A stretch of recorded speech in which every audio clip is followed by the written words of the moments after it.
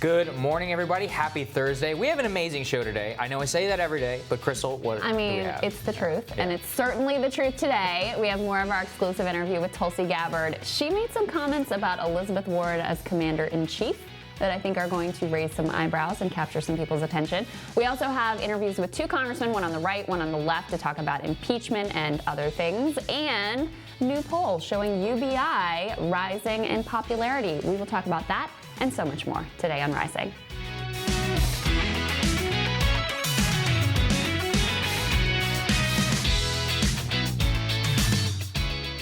Saagar, what are you looking at? Well, yesterday, Congresswoman Tulsi Gabbard stopped by for a wide-ranging interview. What's gotten the most attention from our 20-minute interview will undoubtedly be her lack of support for impeachment of President Donald Trump, her knock of Senator Elizabeth Warren's record when it comes to being commander-in-chief. But for me, what caught my eye was her answer to a question I asked her about identity politics. Let's take a listen to that. It's being used to tear people apart. Mm-hmm. It's being used to pit one tribe or one team against another, whether it be based on ethnicity or race or religion or orientation, when we are at a time in our country where we must come together. I know that bemoaning identity politics on YouTube isn't exactly original for somebody on the right, but Tulsi's answer to me is a thread that runs throughout her entire politics. It's about protecting American citizens at home, and it's about rejecting extremism in many forms to actually unite a multi-ethnic, multiracial, multi-party democracy that we have. Over and over again, I've been struck by her courage in just calling it how she sees it. Her overriding theme of championing majoritarian politics and standing up to the Washington political establishment without blinking for a single second. It takes guts for a Democratic congresswoman running for president to stand up and say she does not believe in impeachment. When I tweeted that segment out yesterday, I had people accusing her of being a Russian asset, people asking her for Democrats to donate to her primary opponent, dozens of slurs in the comment sections. I doubt she gives a damn. Let's take a listen to her answer. You know, I think when you step outside of the bubble here in Washington and you get to where most folks in the country are, look, I'm not a lawyer, but I think most people reading through that transcript are not going to find that extremely compelling cause to throw out a president that won an election in 2016. And instead, what I think most people will see is, hey, this is another move by Democrats to get rid of Donald Trump. Does that sound like a compromised individual to you, or an honest politician calling it as she sees it? Tulsi's answer demonstrates while she is no fan of Trump and is running to defeat him, she fundamentally recognizes that it's undemocratic to try and impeach a duly elected president of the United States if the majority of the country does not support it, and especially if the so-called crime is very much up for dispute. This is not the first time that Tulsi has broken from the Democratic consensus. In a recent interview with conservative host Dave Rubin, she knocked many of her Democratic opponents for embracing effectively open borders policies. I've long noted on this show, immigration extremism is the electoral and moral black hole that progressive candidates risk falling into, and her sensibility there endeared her to approximately 0 people in the Democratic Party.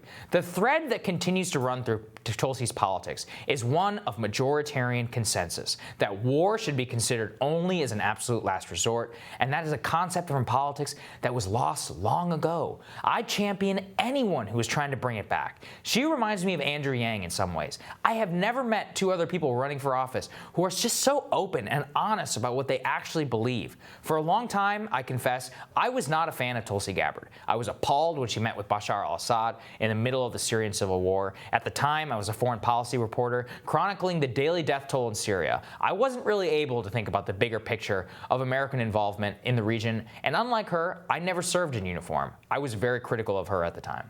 I stand by some of that criticism, but the mistake that I made at the time was putting a moral judgment not just upon her, but also upon the bipartisan consensus in Washington, which is so ready to send other people's children to die in endless wars abroad. I wasn't humble enough to understand that perhaps somebody who stitched the wounds of American service members in Iraq had a better understanding of how things might turn out if the U.S. were to become involved. All of this is really to say is that I'm becoming a fan of hers, and I'm really glad to see her up on that debate stage in October. And I think, Crystal, it was really great to just talk with her. Like I said, I've never met somebody who is just so open, honest, calls it like she sees it, regardless of whatever the consequences were.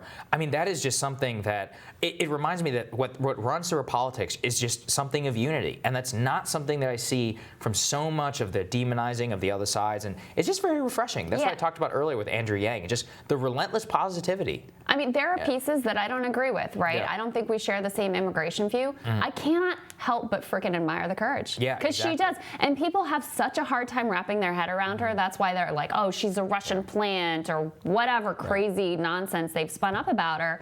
Because they can't understand a politician who actually stands on principle and just says what they actually think. They think there must be something else going on there. NPR just did an interview with her that is the most egregious thing I have ever seen, where they tried to smear her for her religion, for her upbringing, for her father's views. I mean, it was just insane. It's disgusting. Yeah. Much of it based on things that are conspiracy theories, not even fact.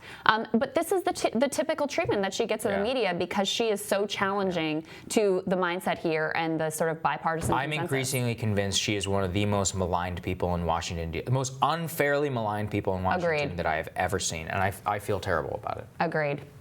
Next up on Rising, as we said, presidential candidate Tulsi Gabbard stopped by the Hill TV studio yesterday. In part 2 of our wide-ranging conversation, Congresswoman Gabbard explains the importance of a foreign policy-focused debate, what policy she would implement as commander-in-chief. Our conversation next.